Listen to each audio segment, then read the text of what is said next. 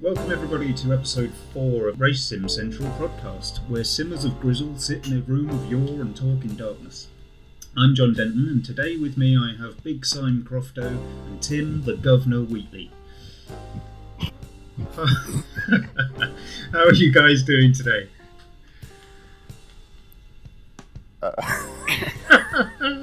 Caught you off guard.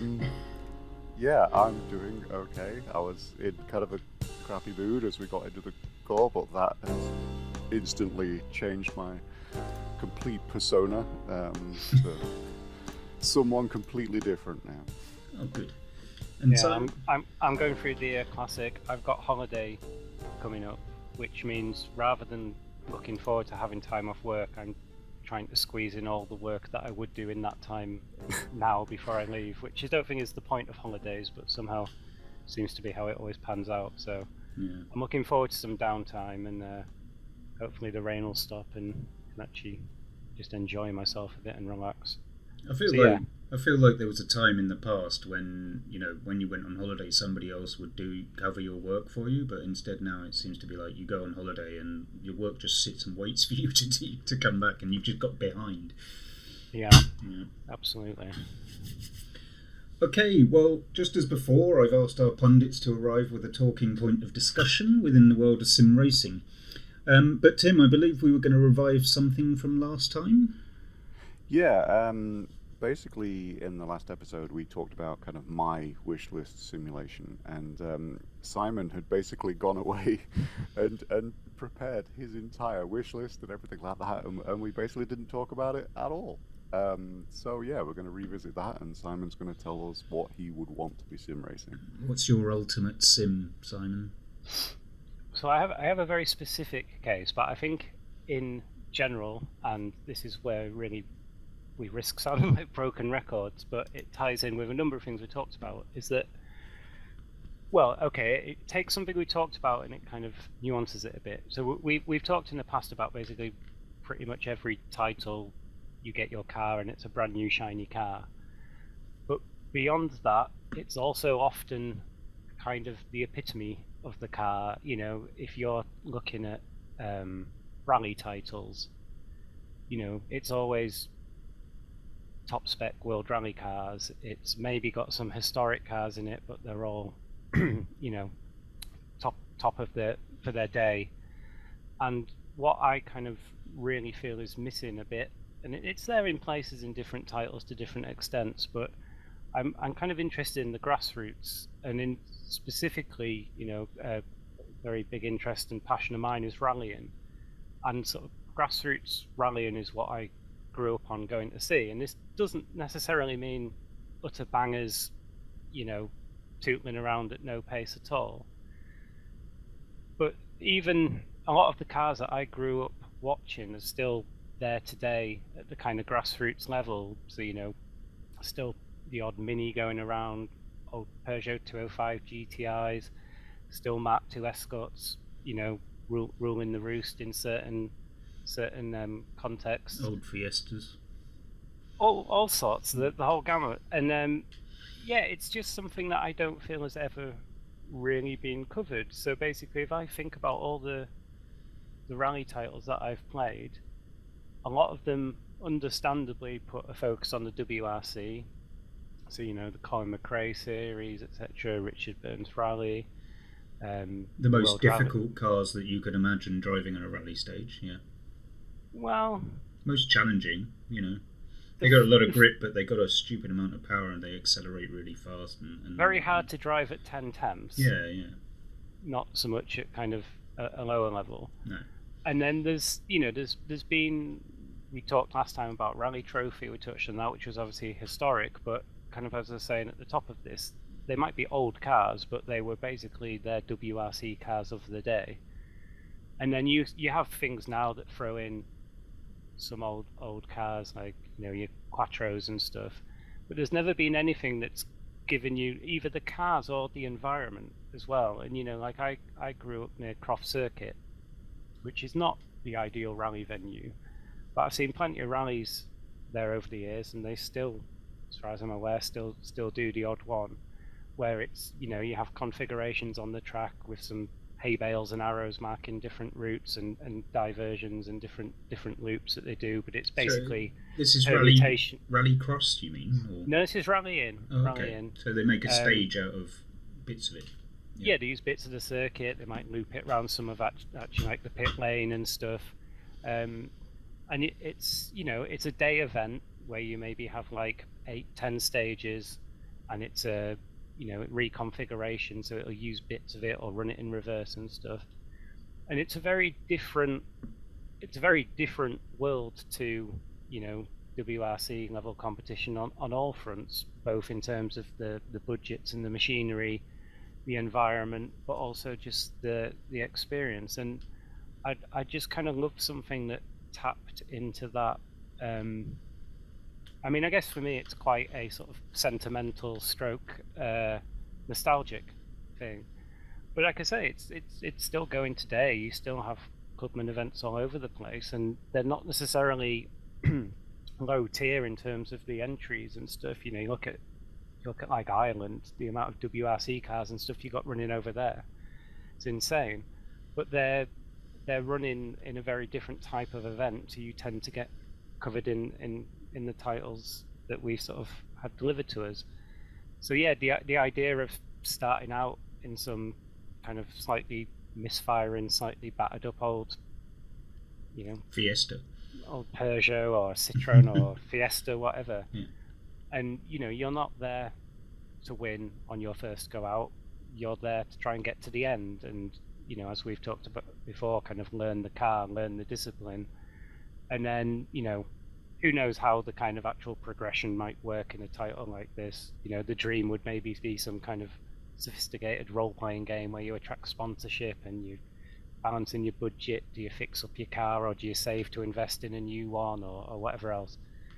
But either way, just that content, I would love it. And there's one title that and I can't remember the name, but one thing I've been kind of lucky over the years is a few times I've basically got in early to be able to try things that have been in development. And there was a guy years ago developing kind of his little independent rally title, and he had like an E30 BMW 325i, I think it was, and it was exactly this kind of stage I'm talking about. It was like a kind of circuit with a bit of a stage laid out with some bales and stuff, and it wasn't a massively fast car, but it was quick enough on a stage to give you a scare, and it kind of had some reasonable physics going on.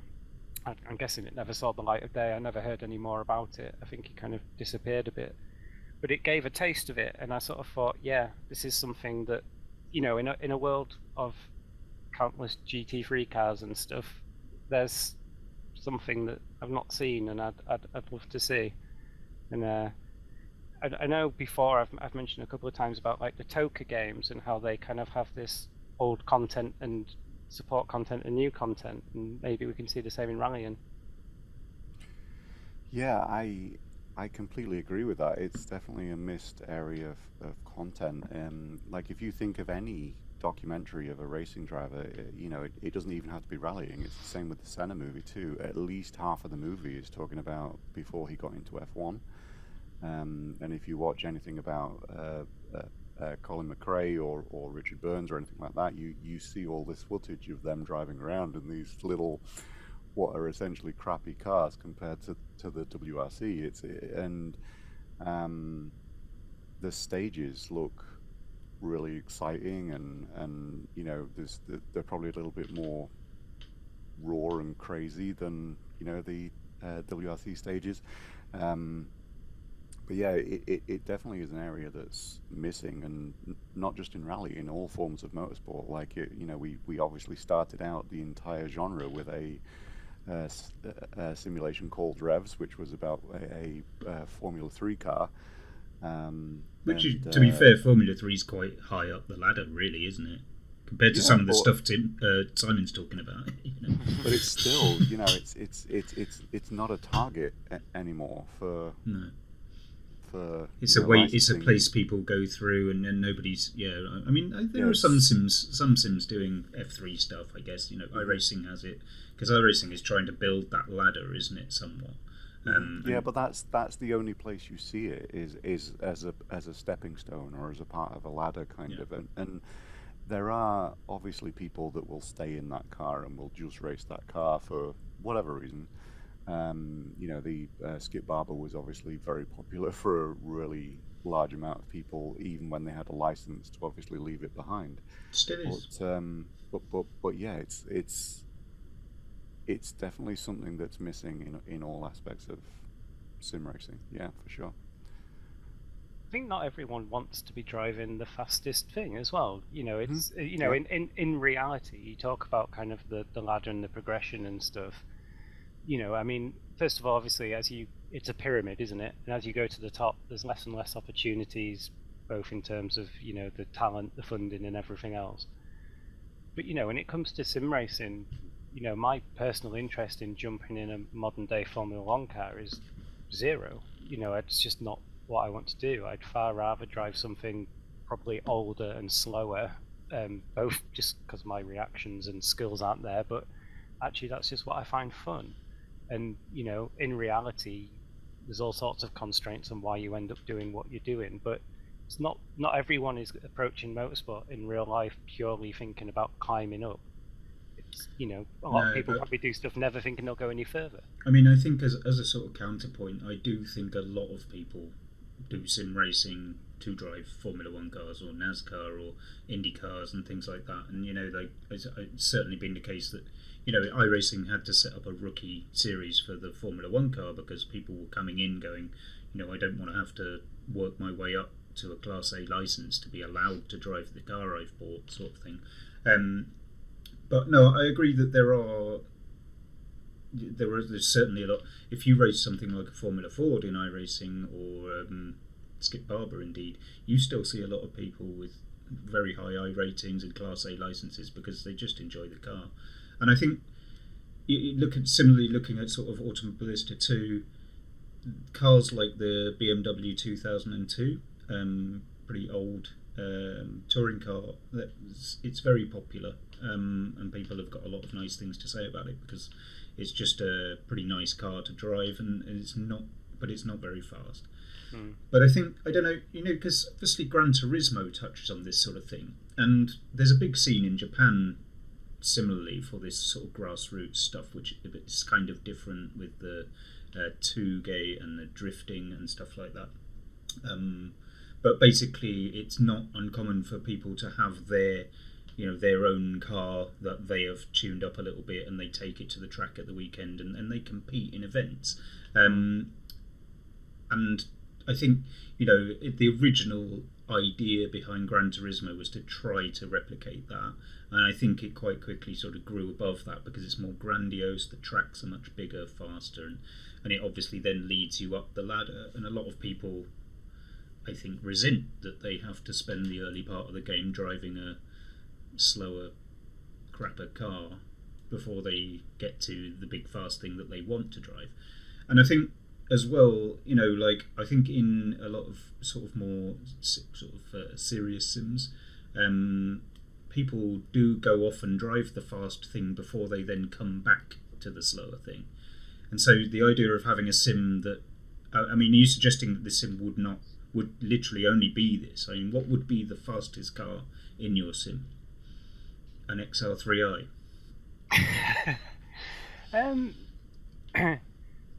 I honestly don't know. I think you can have... I think it almost wouldn't matter. You could have the fastest car in there as a reasonably sorted Mark II Escort, and that would be plenty fast enough for anyone on a skill level, because you just look at real life with the people who drive these cars. Yeah. They're insane.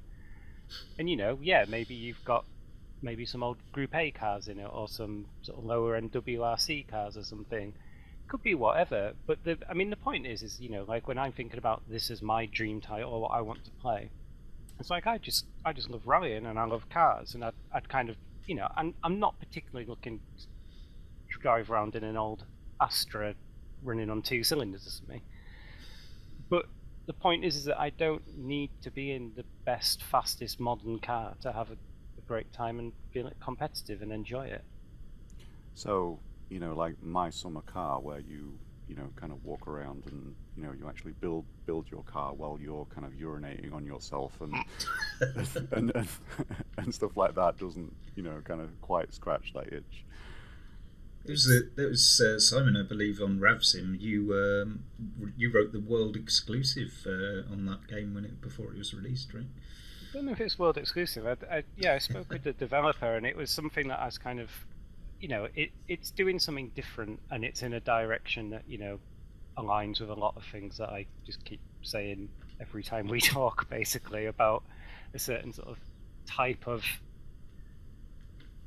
I don't know, it's kind of the person in their garage stroke shed making do with what they've got.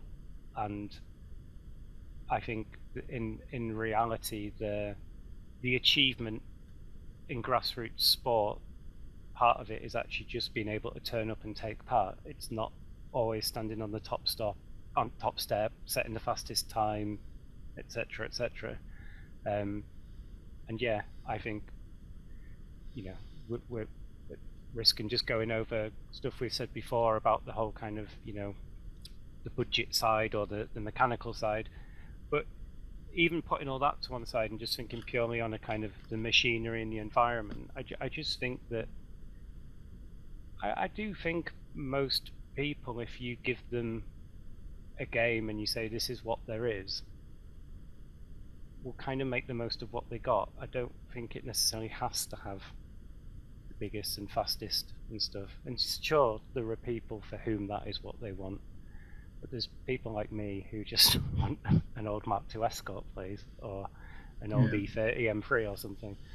I mean, I think it certainly as an offline game could work really well. We've talked about this before, and I sort of pictured it more as a circuit racing sim at grassroots level, 750 Motor Club sort of thing, or the British Mini Racing Championship or something like that, and building in the aspect of maintaining and looking after your car on a mechanical level. I think because it definitely, like as people move up the ladder, kids start out in karting and they learn a certain amount of mechanical stuff. They might move up the ladder and not necessarily be so attuned to it. Once a young hot driver is in Formula 3, they're probably not touching a spanner. But like if you're racing your own Mini and loading it onto the back of your trailer, driving it up to Croft or Cadwell Park or whatever, you are maintaining that car, you're looking after that car. And the way I see it on the finance side is that you make that the difficulty level. So you let the player choose how much money they start with, and you say you can start with 15 million quid, and for that you can run a Mini effectively, and you basically that way you're cancelling out the financial gameplay aspect. And if you decide to start with 10 grand, then you've got giving yourself a bigger challenge, and that's the difficulty level of the game essentially in front of you. And when you run out of money, game over flashes up on the screen. Right? So it's taken us like 3 episodes to work it out. You've found our mechanism. Yeah. It's the difficulty level is your starting resources. Yeah. There we go. When I was at iRacing, I wrote a whole section of game design that was around actually managing teams within the service. So basically, you'd be able to hire and fire drivers. You would have kind of virtual winnings that you would then have to spend on repairs and stuff like that. We've kind of touched on all of this, but the thought is definitely there within studios, but it just doesn't get put into a product. I mean, I think iRacing actually recently teased that they've got a new career mode on the way, apparently, but I don't know whether it's going to do that. But at the moment, their teams functionality only really works for a single car, multiple drivers in a single car. So they don't. Yeah, that I think that facility would be really good. You've already got lots of sim racing teams out there, haven't you? So. Okay, so Simon, it's a clapped out old Fiesta for you. Bring it on. That's the wishlist sim. Yeah. Yeah, and some hay bales. You just need to start petitioning some of the sim developers now to get it made. I'm sure they're all listening, taking notes. Does that satisfy your wish list feelings there, Tim? Yeah, it does. It's interesting, and it's something that I kind of agree with too. I do think that the lower formulas and lower types of racing are underrepresented. They weren't in the past, but it does seem like they are now. In offline racing, there's where you have the career progression and stuff like that. That's where you see it. Obviously, Project Cars 2 had pretty much everything. So they have existed, but yeah, it's not there in the right way, is it? Yeah, I mean, I don't think it necessarily gives you the feeling of it. I mean, you can drive. They have a Mini in R Factor 2, right? Yes. That came in, and it feels a bit strange to be driving it round like Sepang International Circuit. Like if you should be racing a Mini on Alton Park or somewhere that's. But I mean, this is the nature of sim racing. You're given this freedom to do you want to drive a Formula One car around a small national circuit, or do you want to drive a Mini around a massive international circuit? And like it's completely incongruous, but it gives people the freedom that they want, I suppose. Whereas I feel like one of the things that gave some older, more focused sims more atmosphere is that they fit they fit everything into where it should be. In Grand Prix Legends, you're driving around all these historic circuits, and in IndyCar racing and things like that, it's all on the circuits that IndyCar were racing on at the time, rather than what we get now. Again, iRacing, you look at the V8 Supercars series, and like they're doing 12 weeks, and only one of those is on an Australian circuit, for instance. Yeah, that's actually one of the things that I like about the new Le Mans Ultimate title that's been announced, is that it's actually a series title. It's like if you were around sim racing for any amount of time, you know that in the past simulations were categorized as F1 simulations, NASCAR simulations. Yeah. This category of racing or that, and then now you don't have that. You have every class of car. It's like there is no actual category anymore. Yeah. So you have this bag of tracks and this bag of cars, and it's just however the developer wants to fit those things together, or however the user wants to fit those things together. But it's it doesn't really do it for me anymore, and I kind of I feel like I've flipped on this. Like, I don't think the developers have changed in any way, but I want to see a NASCAR title released. I want to see an IndyCar title released. And that's why when Motorsport Games announced the IndyCar license, for example, I was super excited about that, because I was like, great, we're going to get all of the IndyCar tracks. Yeah.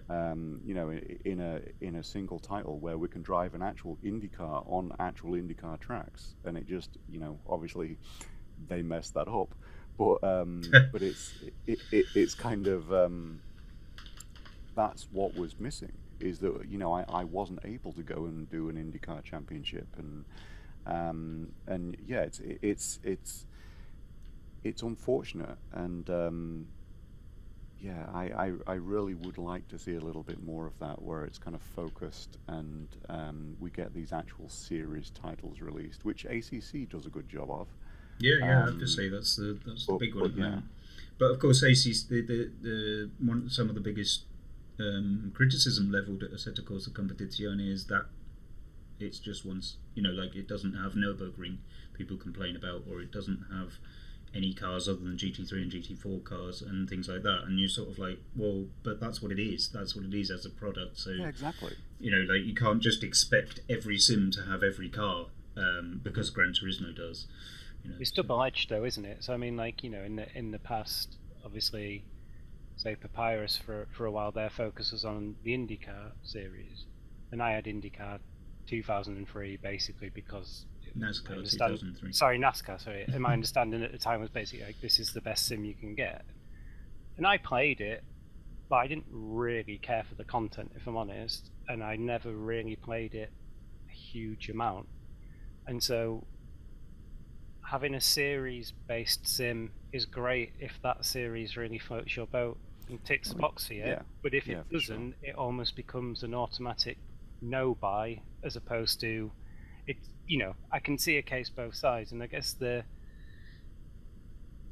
thing that a title could do is, or maybe where there's a middle ground, is that you have some associated series or kind of series that do sort of have some kind of common ground together, and it could be, at one hand you sort of have multi-class racing, I suppose, but you could have support series and stuff. You could have things packaged together where they make use of the same tracks and the same format. I think the problem, going back to what you were saying, Tim, where if you just have this vast selection of cars and tracks, so on the one hand you can see it and think, oh wow, think of all these permutations, but actually half of them are just junk. You're never going to want to take this car on that track, or who wants to drive like a 2CV around the Nürburgring, whereas a 2CV would be great. Whereas a 2CV in the right environment could be a right hoot. Yeah, that's. I mean, I see both sides of this too. I mean, I like the fact that sim racing allows you to take some car and put it in this extreme or silly situation, but then, like I say, any simulation that's out there right now that has the IndyCar, or if you can't call it an IndyCar, the not an IndyCar, doesn't have all of the IndyCar tracks. So are they actually doing a good job of being an IndyCar sim? I think I've mentioned this before, but IndyCar Racing 2 didn't have Indianapolis Motor Speedway. Yeah. So for me, it actually wasn't a good IndyCar 1995 season simulation because it did not have Indy.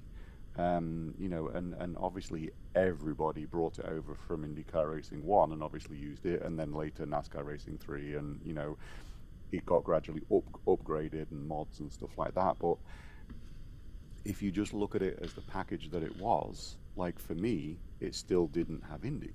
So when I'm looking at great IndyCar titles, there's one from 1993. I wrote an article about this, about how long IndyCar licensing has been messed up for, and it's since 1994, since the Indy add-on pack was actually released. So it's completely insane to me that there isn't a sim out there like iRacing that has all of the IndyCar tracks. It's absolutely crazy. I guess iRacing were working on it up to a point. The other thing I think that a profusion of cars and tracks gives one is decision anxiety, like with Netflix.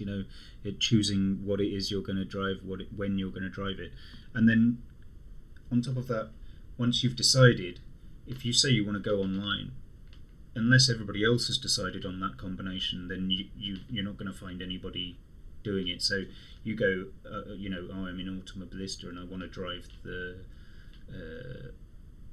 Lotus 23, and then you go online and is anybody driving? There's only a limited audience for these sims, so is anybody driving the Lotus 23? No one. Okay, well I'm not going to get a race online in this. And one of the things recently doing, sort of committing to a full season in iRacing in one single car, which is something I haven't done for 12 years, I think. Amazing how old that sim is.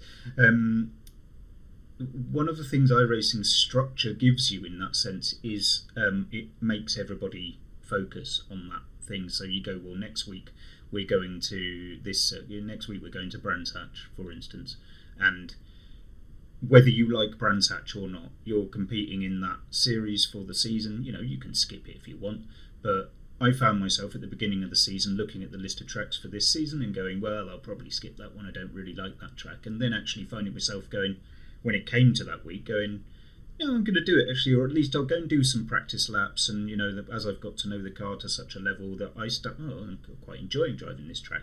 And that actually, when I thought to myself I didn't really like this track, it turns out it was that I didn't have enough experience going round it, and so I got more experience in starting. Oh, I actually kind of like it.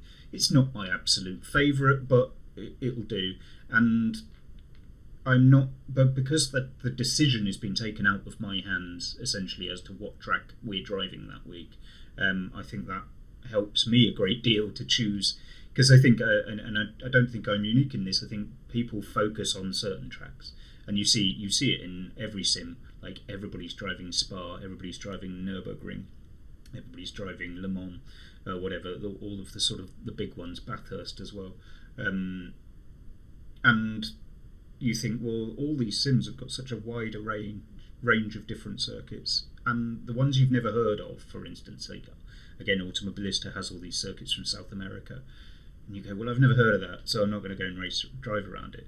But if you were racing in a series that said, well, next week we're racing on that circuit, and if you want to compete in the championship and score points towards a final goal, then you can't just not show up. Well, I mean, you could if you needed to, but if in theory you wouldn't not show up, so you would load up that circuit, drive around it, you might find that you liked it. But I think when you have a huge amount to choose from, it can push people down very prescribed lanes. Yeah, and I think we've obviously touched on this before, but that big selection obviously affects people with the fact that there's no specialists anymore. Like I know that you've been doing a lot of laps in the Lotus 79. If there was literally a Lotus 79 simulator, you would basically be serviced completely. Yeah. But with the wide array of cars that people have, I don't think a lot of people like you, and obviously specializing in the one car, people hop around a lot. And I think I kind of wonder how that actually affects skill level, whether people then have a more difficult time actually getting to the upper level with different cars because they're having to hop around so much. The thing is though, is that I really like Assetto Corsa in terms of there's so much content in that I love, and then admittedly there's a load of content that I've got no interest in at all. Now, I guess it depends what you're what experience you're wanting, and I love the fact that I can pick this car I really want to drive and go to any one of a number of circuits I really want to drive and just do it. But I'm aware there are circuits in there that I've never loaded up. There are cars in that I've never loaded up, and I probably never will. And I suppose it's a bit. Again, you can look at it from 2 points of view. So what you're just saying, Tim, about like the Lotus 79. No one's probably going to make a Lotus 79 sim because obviously it's too narrow. Well, I mean, and so it's F1 1979 covering all of the cars in that right. that series in that year would be, the absolute perfect thing that everybody should definitely do right now. But I guess that if I think about some of my slightly more niche tastes, like old Peugeot 205s and stuff, they're only going to appear probably in a title that gives you 100 cars and tracks, and so that's my means of getting to these things that otherwise I wouldn't otherwise have. I can understand why I might have my various wishes and dreams, but I also understand why no developer has ever put them into action, because they would probably sell one copy to me and that would be it. But I think, this brings me to something I was thinking about when you were talking about your wish list sim as well. It's when I was thinking about what my wish list sim would be, I realised that I've lost all hope in such things. And what I've found through the years with sims is that where there's been cars, either racing cars or road cars, that I've sort of lusted after and thought were great. Example would be the Di Tommaso Pantera, that I was aware of when I was young because it was in Top Trumps. That's exactly where I landed. Yeah, as well. and it was a great thing in Top Trumps. It looked great. I'd never seen one on the road. Never seen one moving actually. Still, I've seen one static at Le Mans before. But I thought that was just an absolutely amazing car, and its name Di Tommaso Pantera is just incredible. And then when GT Legends released and had a Di Tommaso Pantera in it, I thought, I'm going to jump in the Pantera. I'm going to drive. That's the only car I'm going to drive, and I did jump in it, and it was absolutely awful. And it's basically a piece of shit, and I'm there going, okay, well that's my dreams crushed, and That's why it wasn't moving. Yeah, exactly. Yeah. Because if it was probably going backwards into a wall. Yeah. Never meet your heroes, isn't it? Well, I mean, and this is kind of the thing, Like I think even, always amuses me that, and I don't know if we've touched on this before, but with GPL, where you had all the cars, and the worst car to drive was the Lotus 49. It was just too. It's got a low polar moment. It's too edgy. It wants to kill you much more. Like all of the cars in Grand Prix Legends want to kill you, sure, but the Lotus wants to kill you more than the others. But with the offside being that it's the quickest car. But then to find that all these modern sims are bringing the Lotus 49 back as a reminiscence of the golden age of Grand Prix Legends or whatever is always amused me, because I'm like, well, that was the car I liked driving the absolute least out of all of the cars in that sim. Like, why not bring back the Ferrari to be fair, Assetto Corsa has the Ferrari, but I'll bring back the Cooper or the Brabham, all of which were nicer cars. But yeah, I mean, so basically, again, I would, because I think I've had similar with certain Group C cars that I've looked at and gone, oh, I'd love to drive that in a sim. It'd be great for that to come in. And then when it did, it was an absolute pig. Sauber C9, in fact, I would probably say that too. Like, it's very quick, it's interesting, but it's not very nice. It's not very pleasant to drive. It's not engaging. Well, it is engaging, but it's beastly. And certain older Formula One cars as well. I think that would be superb. A turbo F1 car, in fact. Ayrton Senna's Lotus 98T, which is in Assetto Corsa. And I remember when that first arrived in Assetto Corsa. It's also an Automobilista 2 as well. When it first arrived, I was actually talking with Aris at the time. He was saying, "Oh, you're going to love this and everything." I was practically salivating, and I drove so many laps in it, trying to love it, trying to like it. But the fact is, it's got this enormous turbo lag. It's got an enormous turbo. It delivers sometimes a massive spike of power just when you don't want it.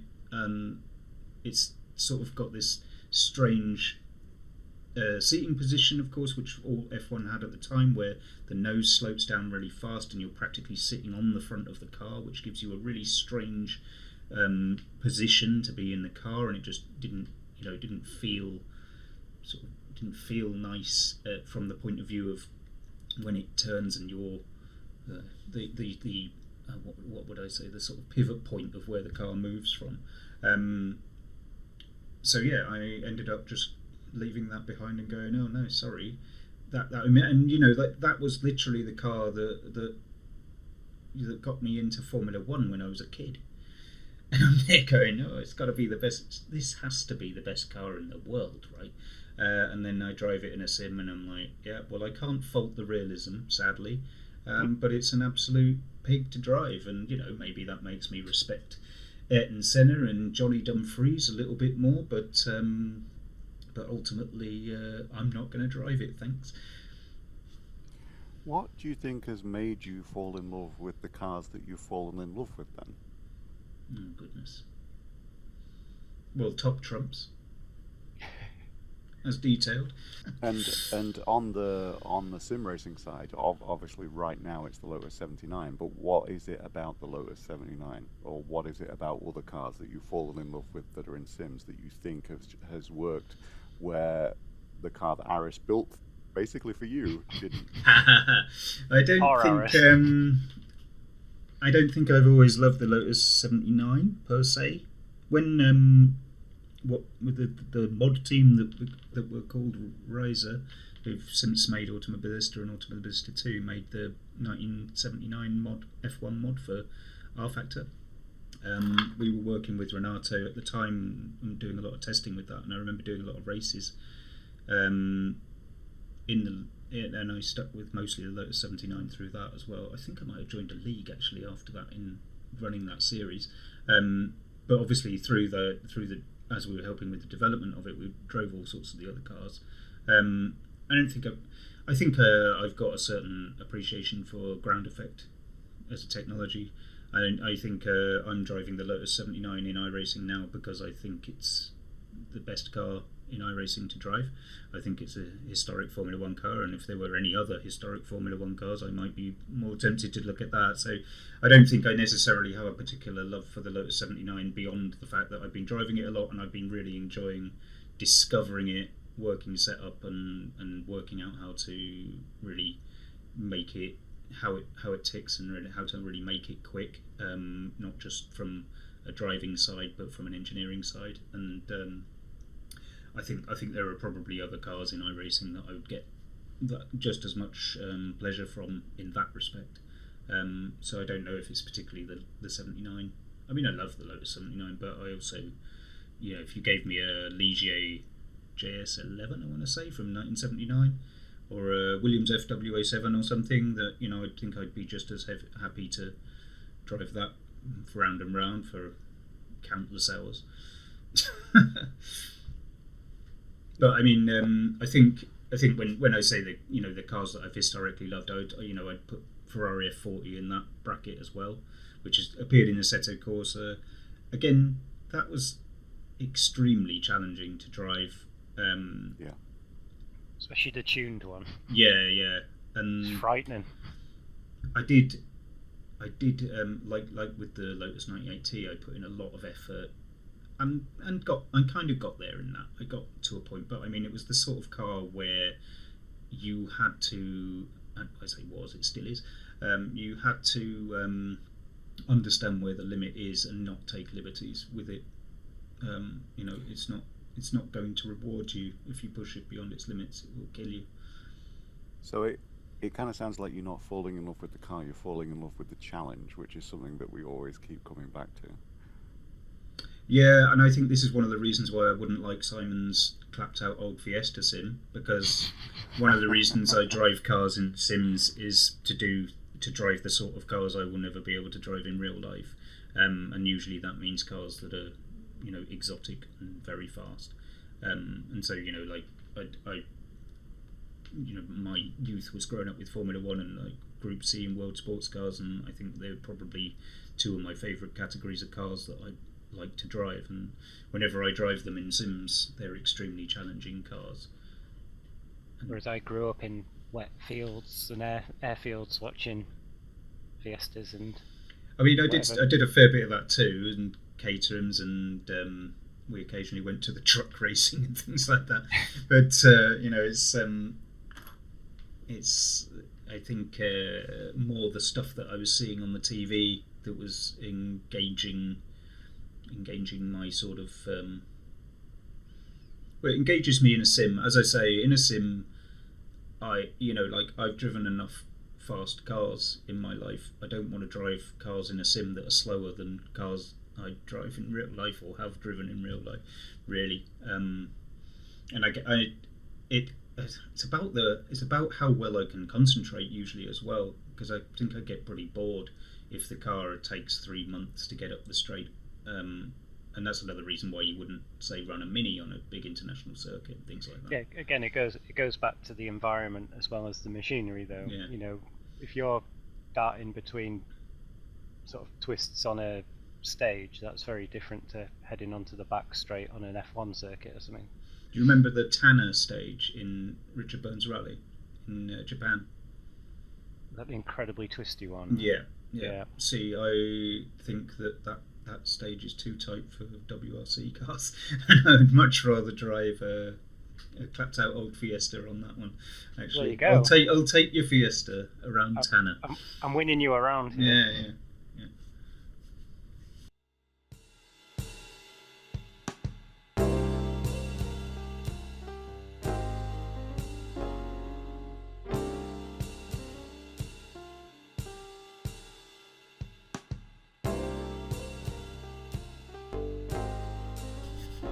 Right, so moving on, I had a topic I wanted to bring up today, and it's cheating, which has been a bit of a cheaters. There's been a bit of a thing in sim racing. It's come up a couple of times this year. I think there was the one Daytona 24 Hours, wasn't there? And there's been a lot of stuff in the F1 games with people basically cheating. Coming up, like they're on a live stream and grip.exe is up on the screen in front of them. They're just double clicking it before they start the game and things like that. Let me start with the question: why do people cheat in sims? Because this isn't real. I know that motorsport, and especially Formula One as a whole, I think has been replete for many years with teams pushing the limits of legality, as they would call it. And so maybe people have an image of motorsport that, pushing the competitive advantage is a completely valid thing to do. But, this isn't real, and most of the time there's nothing at stake. So why are they doing it? Well, let's flip it completely and say, what if it was real? So there's this information which has come out from people that worked with Benetton in 1994 that the Benetton that year had traction control for at least a portion of the season. Yeah. And assuming that the driver knew that, because obviously he would know how it feels. Do you think he himself felt less for that championship, or felt like it was less of an achievement? Well, I mean, less of an achievement maybe because he won the championship by crashing into his rival, more so, but I don't know. I don't think in Michael Schumacher's case that he ever thought he was ever doing anything wrong. So I think that's the basics. But I do think that Pat Simmons knew that they were doing something wrong, for instance, and went ahead and did it anyway. But my point there is that there was something at stake, the Formula One World Championship, and millions of dollars. And so people are pushing those limits for the millions of dollars and the fame and so on that goes with it. But if you're just doing an evening race with some randoms on the internet in a sim, why does that matter? Why is it important enough to win and win by cheating? And subsequently, is winning by cheating, does it have any value, or does it have the same value or satisfaction? I mean, I would argue that if you're a kid sat in your parents' basement or your parents' attic or wherever you happen to have your simulation under the stairs, the league race that you're in is just as important to you as Michael Schumacher's World Championship was to him. I mean, people cheat in everything, don't they? They cheat in all online games, Counter-Strike, Fortnite, whatever it is that people play these days. People cheat in pub quizzes, TV game shows. They do. Quizzes, absolutely outrageous. And sometimes, there's a cash prize, or there's fame and fortune, and sometimes it's bragging rights over your friends, and sometimes it's just to sort of troll people or annoy people, and sometimes it's just because you can. I think for me, to take it back to what you're maybe getting at a bit in terms of like, this is a sim race, why would you cheat in it?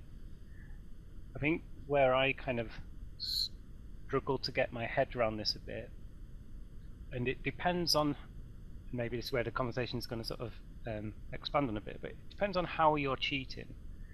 In that cheating in, say, motorsport is kind of part and parcel of it, and there's different types of cheating, and there's a fine line between genius thinking outside the box, rule bending, and then there's just outright full-on breaking the rules.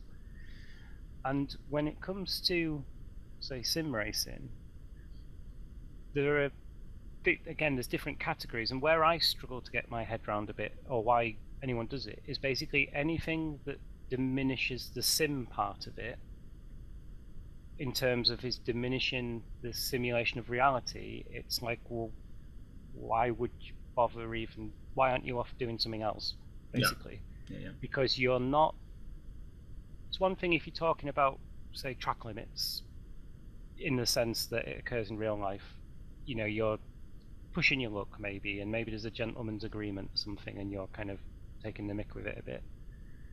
But if you're using grip hacks or whatever it is, it's kind of like, well, you're not simming anymore.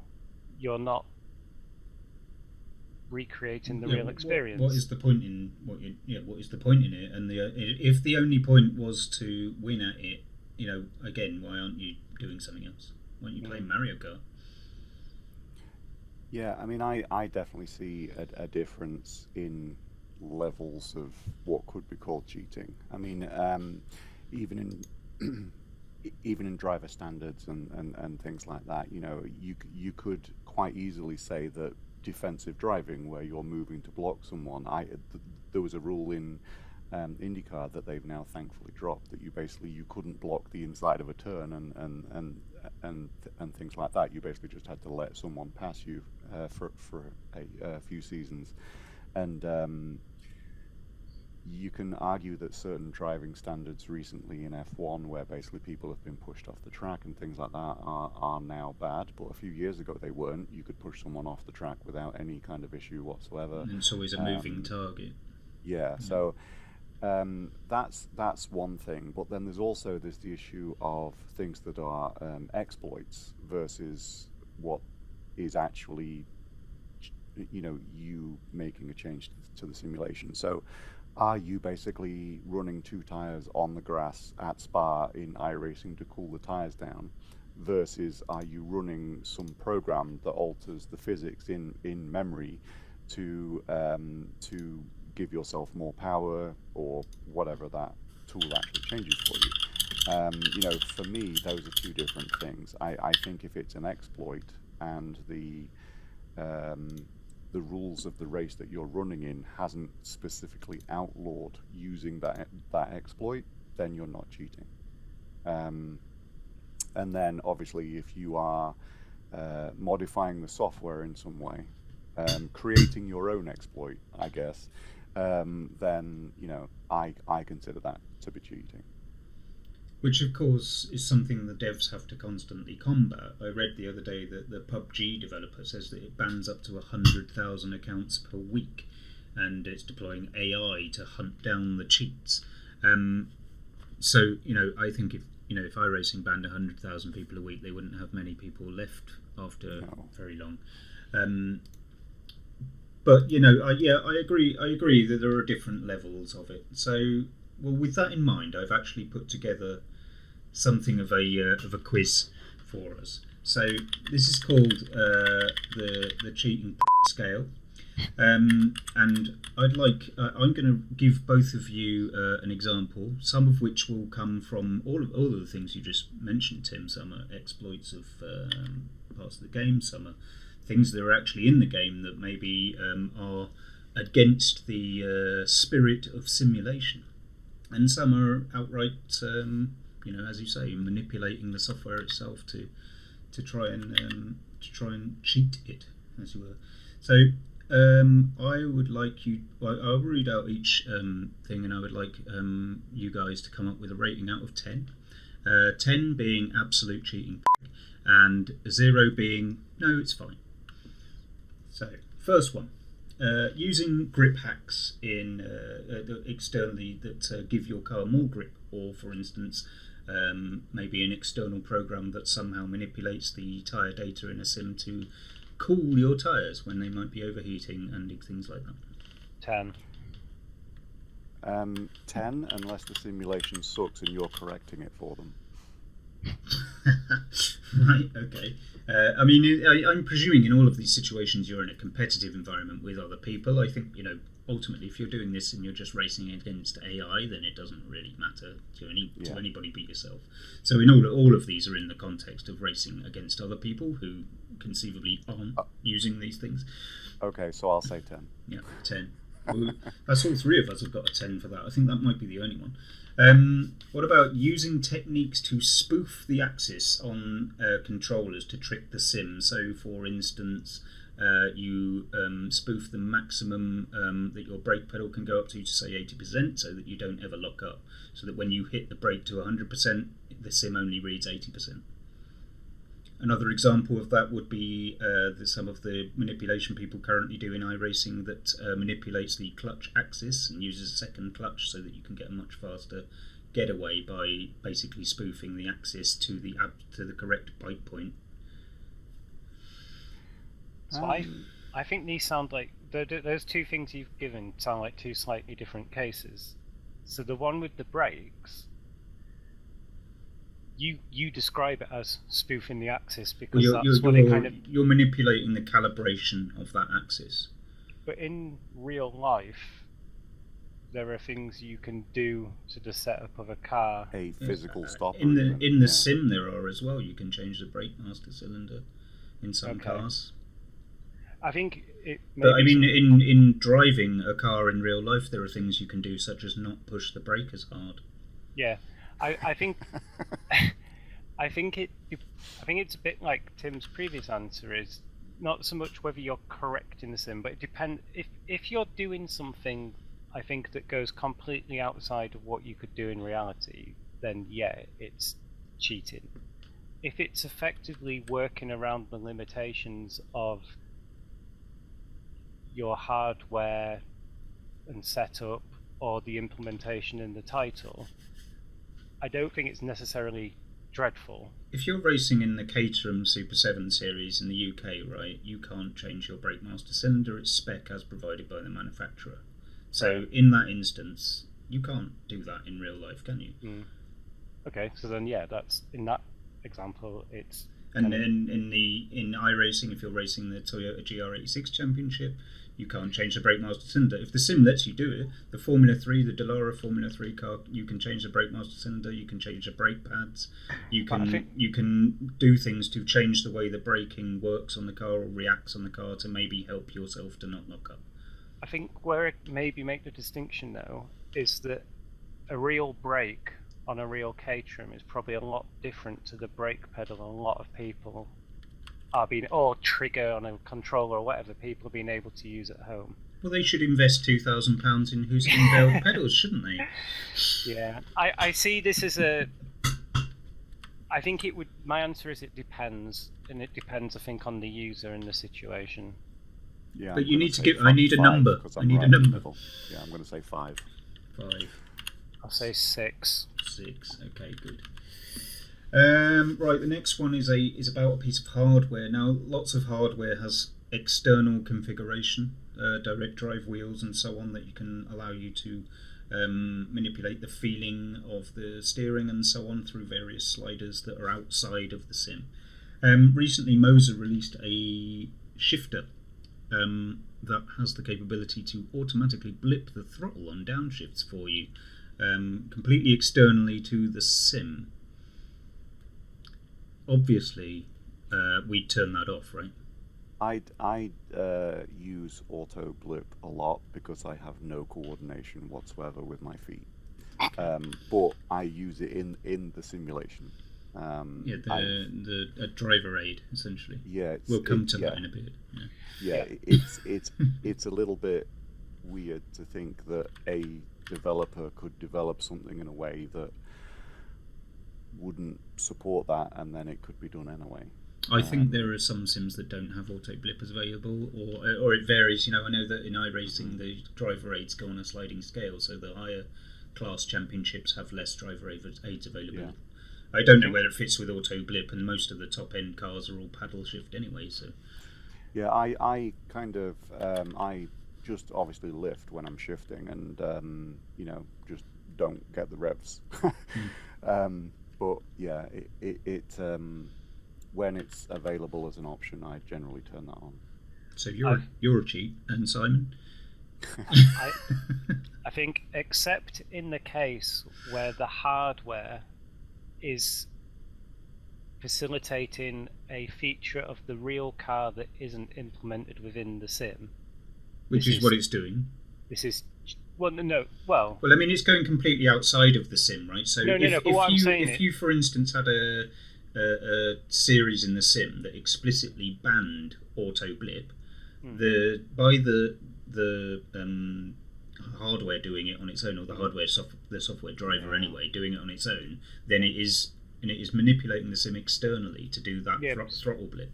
So my point was, though, is if you have a car that in real life has throttle blip assist, which some cars do, a semi-automatic gearbox, but it's not being modelled properly in the sim, and then someone is using this, they're effectively making the experience more realistic. Well, I can't think of an example where that's the case. I think most proper sims where they've got a semi-automatic gearbox, they're modelling it properly. Yeah, I mean, I'm talking hypotheticals here, okay. but so I'm saying with the exception of that one case, this is cheating territory. Okay, so what's your numbers, guys? I'll give it a 9, just because I think there's a caveat on. You've got your one caveat in a Really, Simon? Like I use auto blip in the software, and even I'm giving this a 10. Because it's external to the sim, right? It's that's what does it for me. Anyway, next up, using macros on button press, for instance. So let's say you had a macro that manipulates your MGU config or something, or you have a macro that, say, changes down 4 gears in one go so that you go straight from 6th to 2nd on the entrance to a corner. How do you feel about that? So it's, again, using an external piece of software, and you map a button to do, say, 4 blips, or do whatever sequence of events that might reconfigure your MGU components 5 times over a lap or something. For me, that's completely dependent on the car again. Like if it was I think it was the 93 McLaren that's in R Factor 2, it has basically like an automated gear system. Yeah. But that's in software again. That's within R Factor 2, yeah. Yes, so if it's not either in software or in the real car and isn't in the software and you're making up for it, fixing the sim again, then it's a 10. 10. Simon? Yeah, the only thing I'd maybe say on this is that, let's say you're driving a modern F1 car and you don't have a wheel that's got all the right knobs on it that would allow you to make all the... Then you need to buy one, Simon. Yeah. So I mean, like the doing like multiple gear shifts and stuff, that's just full-on cheating. And if you're doing it to basically get an advantage, then just full-on cheating. I think again, where I can see a potential caveat for this is that you just don't have the hardware to enable you to do the things that you could do with the real hardware. I can understand that you might have to create some sort of workaround that allows you to use different button presses to achieve an additional function. So I've got a tiny bit of leniency there, but it's a very big caveat on a. I mean, couldn't you just go and drive a different car if you wanted, if you didn't have enough buttons? Anyway, what's your number? I'll give that a 9 as well. 9. Ooh. All right. My 9s are just saying that, look, there is a potential case where I can see this as not being as ultimately bad as it seems. It's not being pure evil. It's still a 10 in the other cases. Yeah. Okay, next. You could call my 9s like a 10 asterisk, I suppose. Right, next one, running tyres on the grass at Spa, as Tim just mentioned. So this was where at Spa-Francorchamps up the Kemmel Straight, teams found that by hanging the left tyres along the grass, they were cooling those tyres nicely because of a bug in the sim, basically, which I believe has been patched out now. Yeah, it has been fixed. I think it's a crappy thing to do. I think it's one of those things where, there's an ethical argument versus, kind of law and order sort of thing. If there's no rule against it, then I completely understand them doing it, but I don't like that they did it. I think the problem is that wasn't it a race that did have some consequences, and of course you have the problem that if you don't do it and you're just sitting behind everybody else that is doing it, you know full well that other people are going to do it, even if you're not going to. But you're right, there's a moral question there, and I think all of the teams should have made an agreement between them that they're not going to do it, but then you still don't know whether somebody. I mean, it's quite obvious when somebody is doing it. I mean, arguably, if they discovered it during practice, they should have approached iRacing and blah blah blah, and I think they did do that. So the thing with iRacing is that they have this overarching rule set that basically says that you can't basically bring iRacing into disrepute. That's right. So even doing that breaks the rules of iRacing. Even us talking about it, I'm going to get my account cancelled. So, it kind of it was sort of against the rules, and I think it's ethically wrong. I probably would just take off the cheating. What is it you're calling people? Cheating what? Cheating. Okay, so I would just call them. I mean, I'm going to bleep out all of this, so nobody will know what we're actually saying, but that'll make it more entertaining. Because they're kind of exploiting is what I would call it, but I would keep the in there. Okay. And I think I see the distinction you're making on the cheating, but I think this for me falls under and it goes back to the sort of top of the conversation about, like, if you're doing simming, you're supposedly wanting to have the real experience, and so I say they're cheating themselves. Yeah, they probably weep at night. What are your numbers then, guys? I think I'd give it almost higher than in a way I should, just because I think it's a pretty morally thing to do. Yeah. I'll give it an 8. An 8. I'm sounding really weird here, but I'm very binary. It's either a 5 or a 10. I'm going to go for a 10 again. I 10? I don't like Okay. that they did it. Yeah. Fair enough. Right. Fair enough. All right. What about messing around in exacerbated tyre prep routines at 10 miles an hour because it somehow fucks the tyre model into making you faster? So this is where on outlaps, people in iRacing have found an exploit in the tyre model, and again, I don't know how people find this, and this is where some of the moral question comes into me, is that people seem to be maybe putting too much time into trying to find these things. But basically, they found that by going at about, I think it was something like 22 miles an hour, and weaving rapidly, and then carrying on jolly slow, and then do a little bit of weaving rapidly, it prepared the tyre in a certain way that allowed you to gain like 0.8 of a second on your qualifying lap.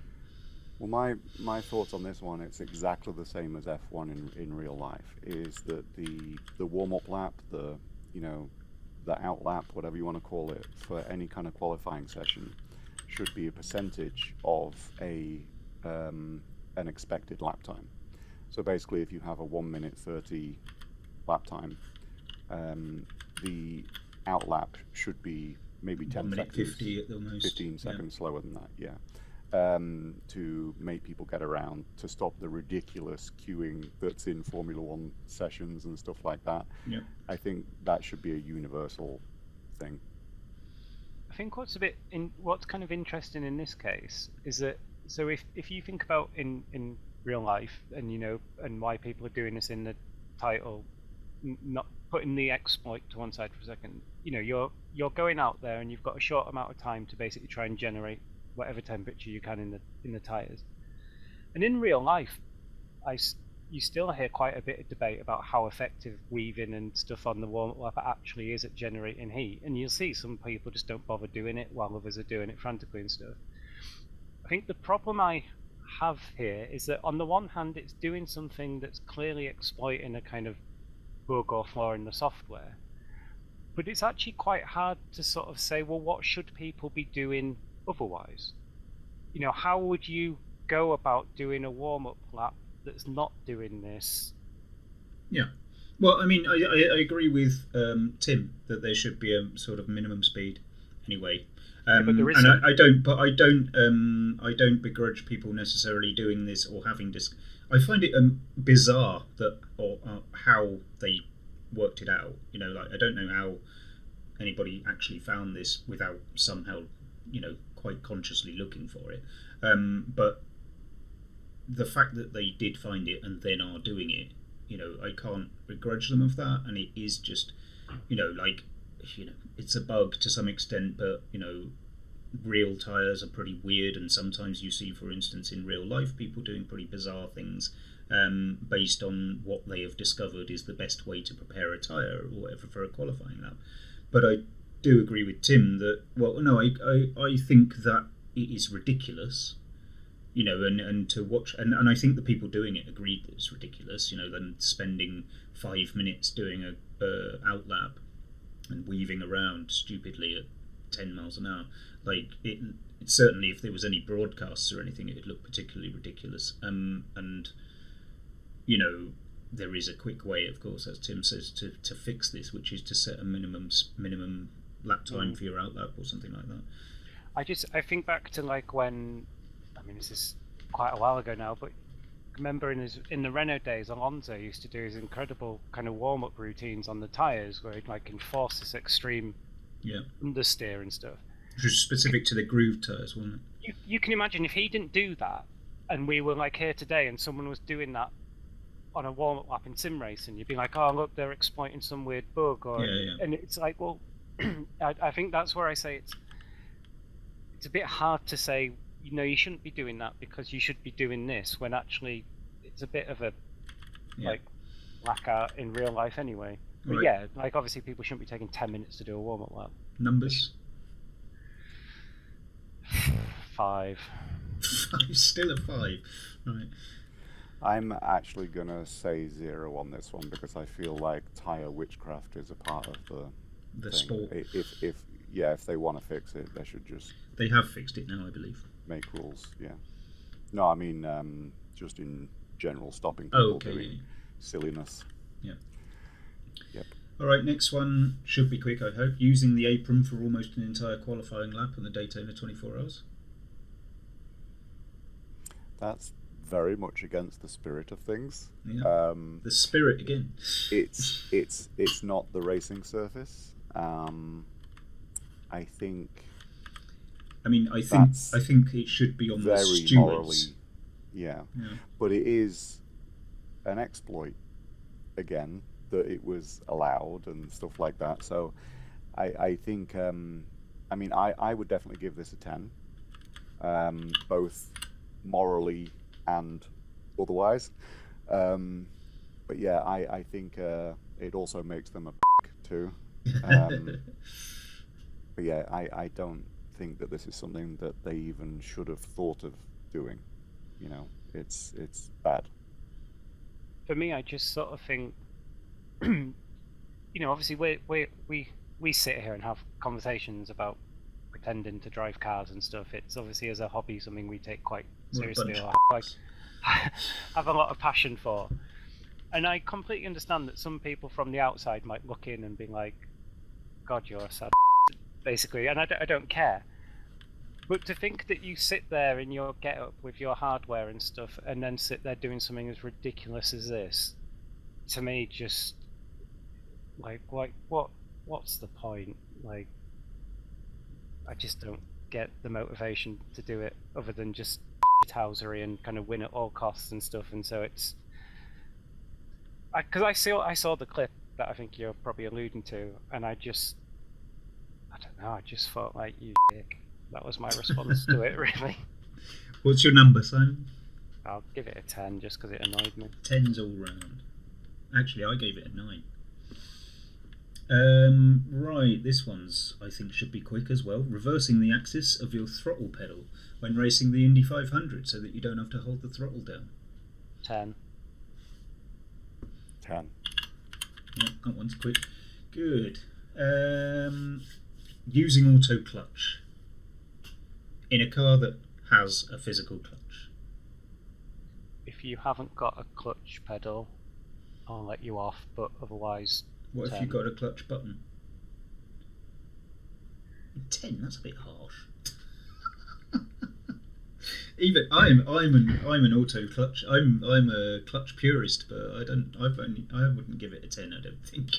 I basically think if you've got a clutch, you should use the clutch, and if you don't, you've got an excuse for using auto clutch. I think there are scenarios. A button is just useless as a clutch. If you think about driving a real car, just having a digital clutch. Yeah, but I mean in terms of gear changes, if it's just a stab of the clutch to go through to change. But I think that the main scenario I've seen it used in is cars with dog boxes, where you don't use the clutch in between gears, but you'll use it to pull away. And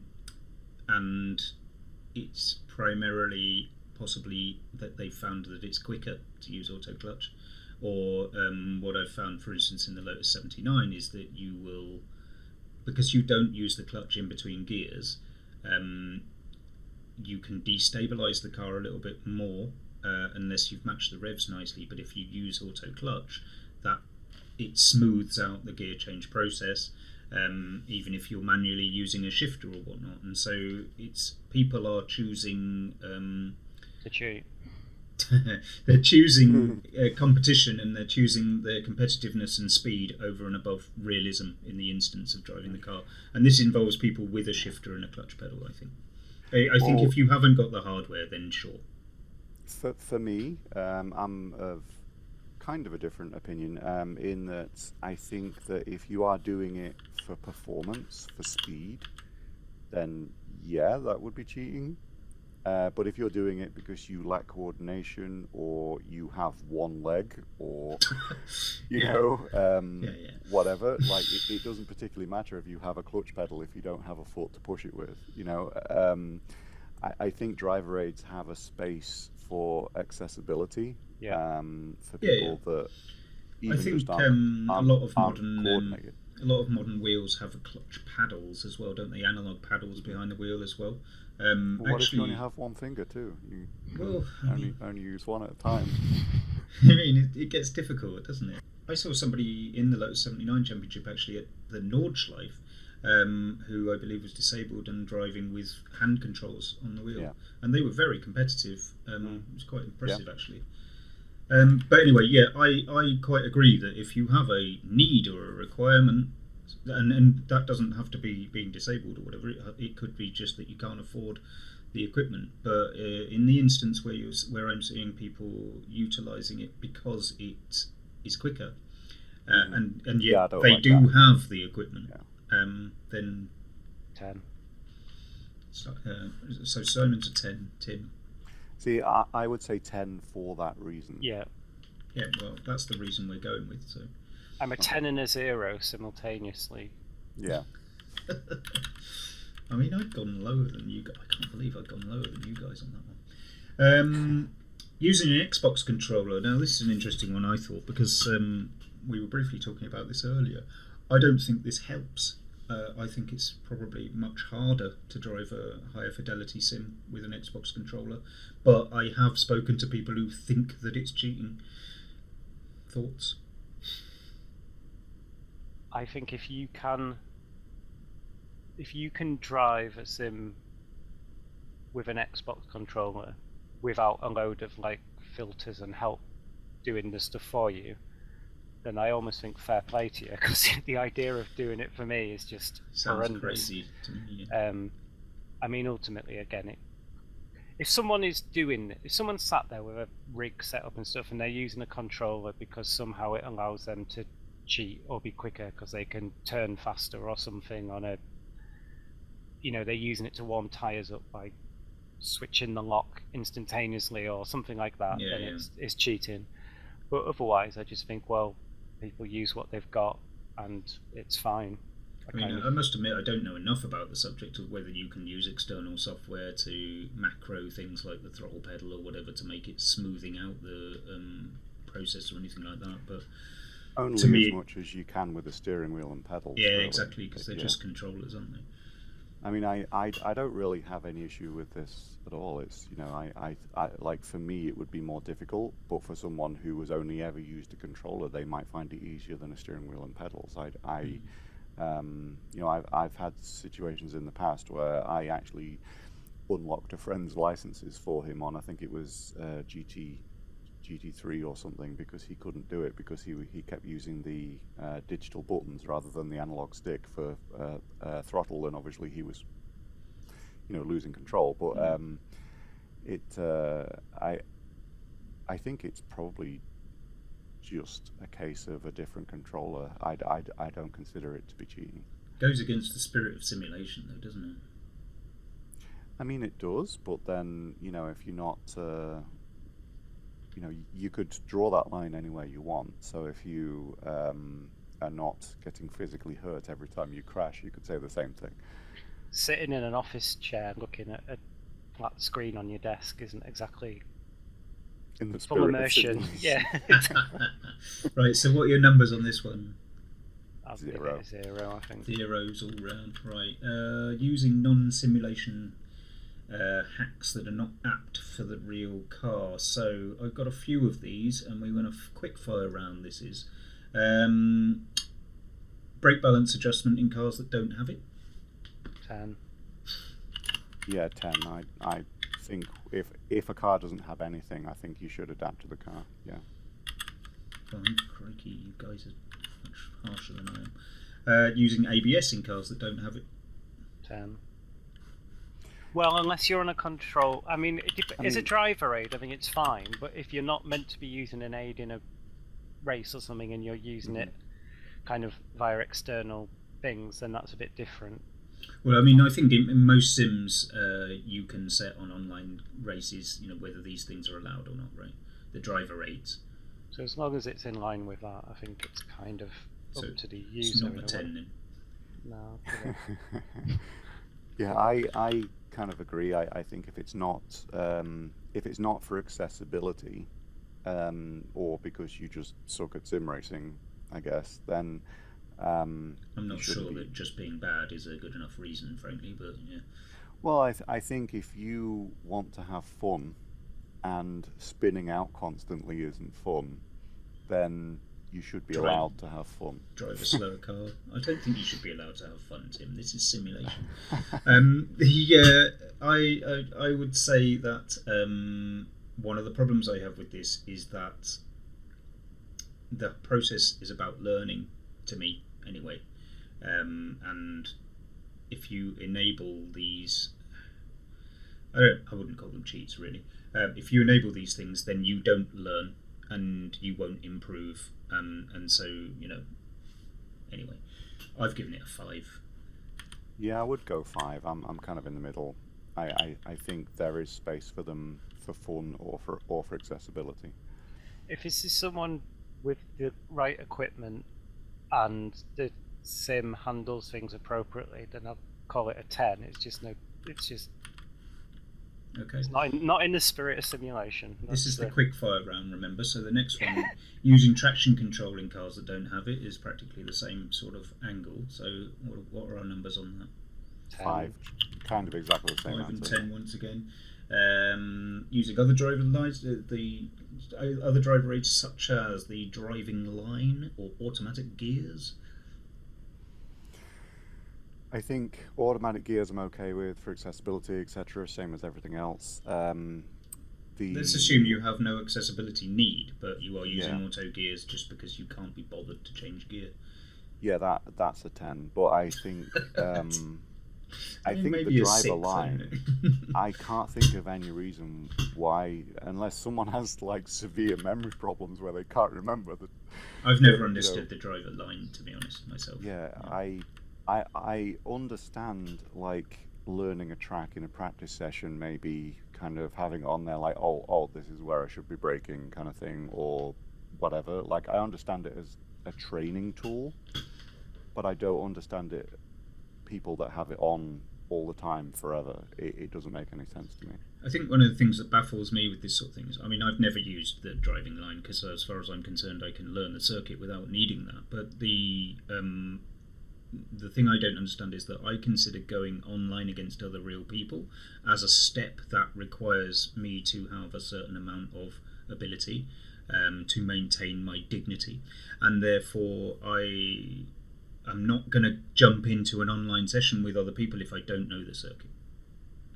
Yeah, I am completely on board with that. That's basically why, because I don't have the time to practice in Sims really ever. Why I don't really race on online right now, because I don't want to ruin other people's races by not being completely proficient with the car or the track.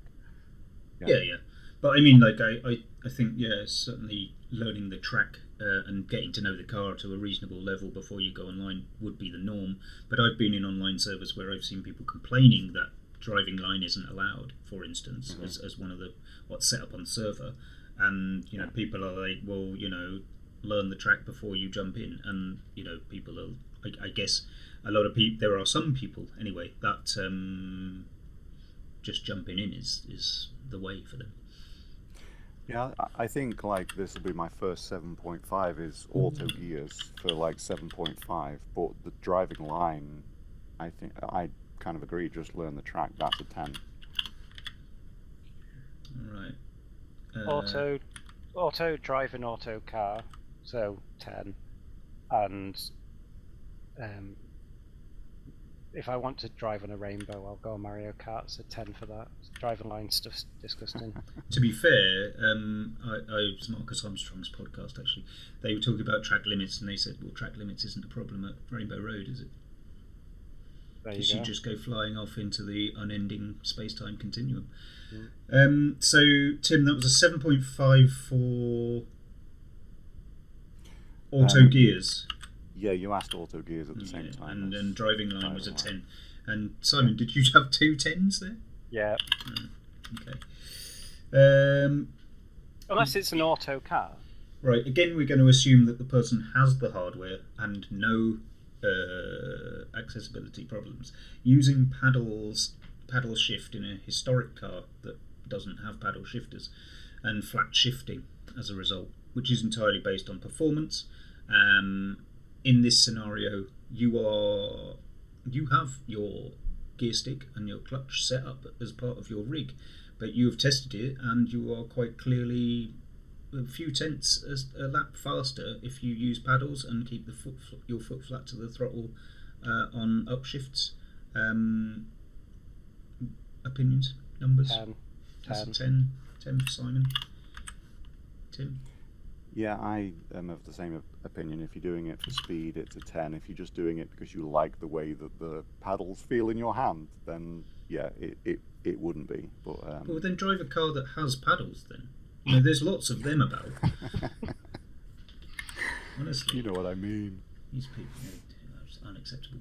This one is amusing. Using Crew Chief, the software Crew Chief? Simon probably doesn't know it. No. It's like a piece of software that does your bit-to-car radio. So you get a guy in your ear. You've heard it on videos I've done, I'm sure. Yeah. Using Crew Chief in a historic car where there would have been no pit-to-car radio. Assuming you're racing in a historic setting, not I'm racing. Just assuming you're racing online with other people. So. No, but I mean, if you're racing in a historic car today, you can have pit-to-car radio. Yeah. So it depends. Depends on what.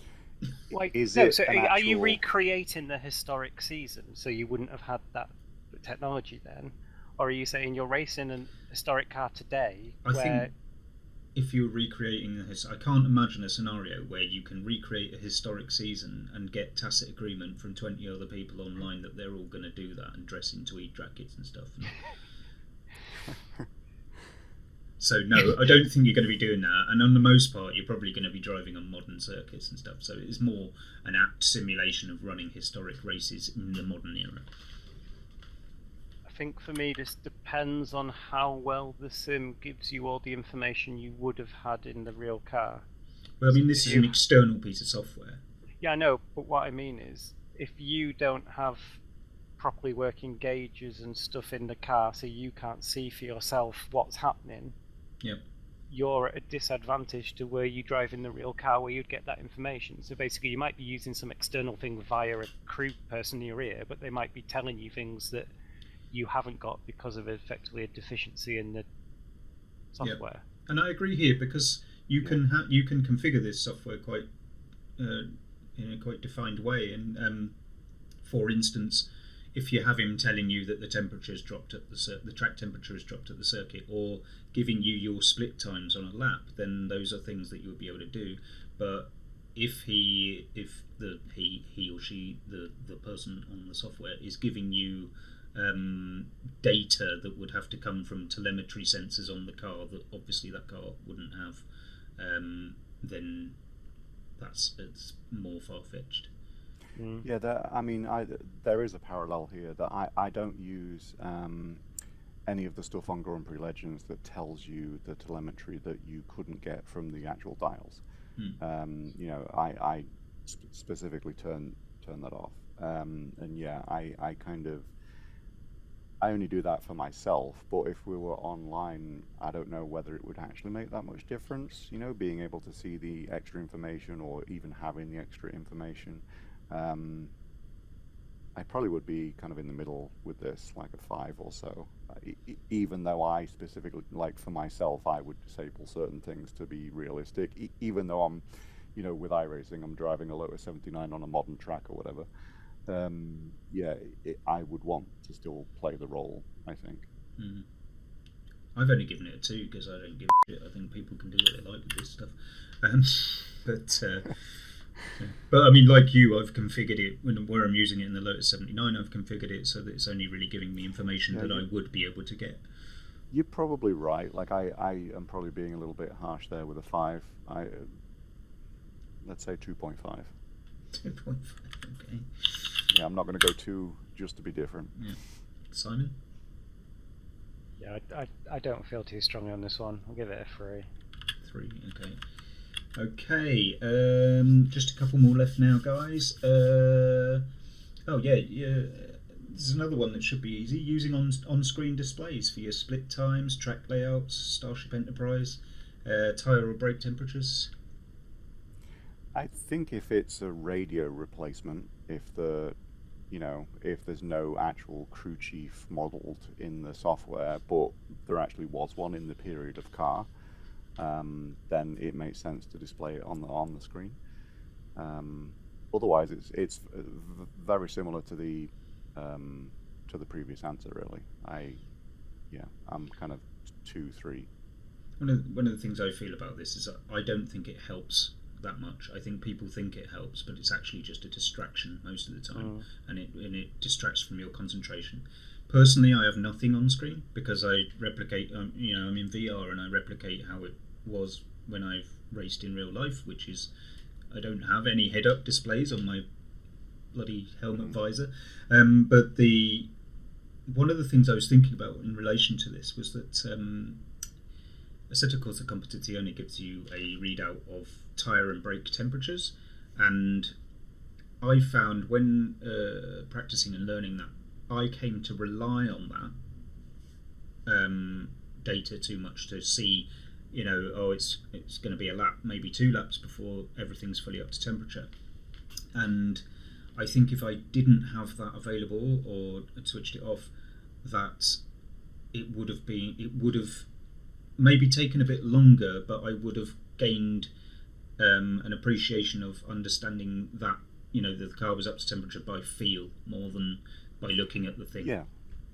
I mean, you can feel when you're on a faster lap, like when you've done enough laps. But there's been times with the it was in iRacing first where there was like a live lap time tracker where it would literally show you green or red, whether you were in like how you were compared to your fastest lap or whatever. And there's been times when I would do something and I'm like, oh, that's surprisingly quicker, that much faster. But I think it's almost like a training tool. Again, it's like I don't know whether that should be used in races and stuff like that, where you should be kind of racing the racetrack and your competitors, not your own times. Time. I'm kind of low on this again, probably 2 or 3. I think for me it's exactly the same as the previous one. It's like if it's giving you information that you should be able to have and you can't get at for whatever reason, I think it's fine. Well, I mean, brake temperatures is probably Well, it depends, doesn't it? In a set of course of competizione, for instance, you have a realistic recreation of the car and its dashboard, and so you can see quite a lot of information on the car's dashboard. Yeah, so and that's so it's available to you. Yeah. I don't think brake temperatures are, but I think tyre carcass temperatures are on a lot of the dashboards. So, for instance, you can see that information. You can see the tyre pressures as well. Anyway, numbers. You said 2 or 3, Tim? 2. Right. Sorry, I was muted too. Yeah, that's good. Simon? Yeah, 1. 1? Okay, turning off in the settings dirt on the windscreen or visor, so that your visibility is never impaired. 10. Yeah. Simon? Do you have working windscreen wipers on the car? And Yeah. Then it's a 10 if it's just... Yeah. Okay, good. We're 10s all round on that one. I'm glad. Good to see. Disabling HDR in the graphics settings to prevent sun glare on sunset and sunrise in races. Oh wow. I learned people doing this only the other day. If that's the only reason for doing it, the only reason is because the sun's in your eyes, and the glare is realistic, then it's just it's like everything. It's just a 10 because it's cheap. Yeah. It's like the other things. If you're using something for an advantage, but if you just didn't like how it looks, then it wouldn't be a 10. But otherwise, it's a 10. I mean, in the example where I heard about it on Sunday, it was specifically being turned off to prevent sun glare because it infected performance. Wow. Yeah, like you might as well just turn down the graphics till you've just got a grey strip going round. This is like in first-person shooters where you can turn down the detail levels and it will reduce the amount of like little bushes and shrubs and things, so you can see people you get that you wouldn't be able to see because there would be a tree in the way. I mean, the one thing I would say with regards to say the case of glare, and if you've ever been out for a drive like early morning or at dusk, and it's especially like a wet road where you can have this horrendously blinding glare, you can say squint, and that helps to filter that out, or you can even put a hand up if need be to kind of block the sun a bit. You can't do any of those things. Yeah, or you can reach for your sunglasses, right? Yeah, but they don't work on a screen. Oh, that's what I mean. In real life, you'd reach for your sunglasses. Yeah. Well, there's things you can do in real life in that situation that you can't do in a title. But I mean, I've been karting, I remember, in the winter series where the sun was really low in the sky and had this exact issue, and like my helmet did not have a tinted visor, and I can't reach for my sunglasses, and I can't really stick my hand up because I'm trying to hold on to this go-kart. So it's not an option. That actually might be all an the interesting time. thing. Is that maybe if a simulation is modelling sun glare, maybe they should allow you to select your visor before you go. Yeah. And then if you've got it wrong, you've got it wrong. Yeah. Because imagine. Or press a button for squint. Imagine Ari Vatanen driving his 405 T16 up Pikes Peak in a sim. In real life, he went one-handed and put his hand up and blocked the sun out. Yeah. Well, you can do that in the sim. Yeah, but it won't change the light. No, I know. Yeah. He can still do it if he wants. Okay. So, Simon, you're still giving it a 10? 10, yeah. I think it's 10 for Tim. 10 asterisks. There's no such thing. There's no such rating as a 10 asterisk. 9. That's what a 10 asterisk No, is. it's a caveated. No, because it falls into different. Is, different categories, and at its worst it's a 10, and at its best it's maybe understandable and not so bad. But I mean, it's a funny thing, of course, because in the old days when the graphics were so bad, we would have dreamed of the graphics being this good, and yet people are turning down the graphics so that they don't impair their performance. Yeah, it's they used to one of those moral things. They used to just stick lens flare on everything, even when it was meant to be your eyes, not a lens. Yeah. Because it's like, it's the new fashionable trick we've got. Yeah, the circles and stuff like that. It's like, no, it's not a lens. Right. Well, this was the last one, which takes us to the bottom of the score sheet where we see everybody's intolerance score.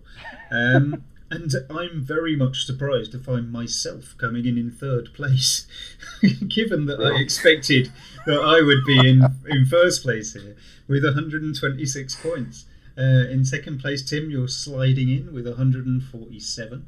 And Simon, 161 is our intolerance leader. So I'm not really that surprised about Simon, honestly, but I am about me. But I'm always so embracing of everything. I don't understand it. Yeah. Who'd have known? Who would have guessed? Okay, listeners, well, this is about all we got time for. I hope you've enjoyed our ridiculous game. Tim, did you want to tell anybody how they can get in touch with us to ask exciting questions or maybe propose more ridiculous games? Yeah, for sure. We have an email. You can email podcast@racesimcentral.net. You can go to racesimcentral.net and discuss in the forums or email or anything you want. We have all of the social medias, literally every single social media. You on Truth Social? I'm actually not on that one. I did actually think about it, and I was nah. You have to get that sorted out now, Tim. Yeah. But I did get the crucial market segment. Yeah. It's in out on there. Yeah, it is for sure. Yeah, I got the Blue Sky thing through last night, and then I've just started posting on TikTok again a few videos here and there. But yeah, I'm pretty much everywhere as much as I can. I just generally post the same thing everywhere though. Yeah. RaceSimCentral.net for the forums, and at RaceSimCentral on Twitter. Okay, well, thank you very much, everybody, and we'll see you next time. Thank you. Bye. Cheers.